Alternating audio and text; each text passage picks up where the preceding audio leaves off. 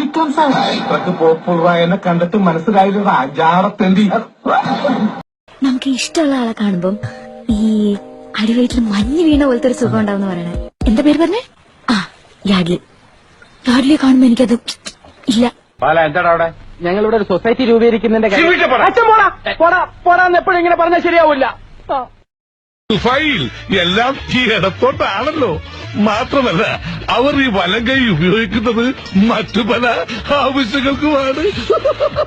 ഇന്ദുലേഖേ, നിന്നെയും ഞാൻ വഞ്ചിച്ചു. നീയാണ് ഇന്ദുലേഖ. അല്ല, എനിക്കറിയാൻ മേലാത്തോണ്ട് ചോദിക്കുക, താൻ ആരുവാ? നാരായണ പൂരായണ പോവൻ. തനിക്കൊരു വിചാരമുണ്ട് താ ഏതോ കോപ്പിലെ വലിയ രാജ.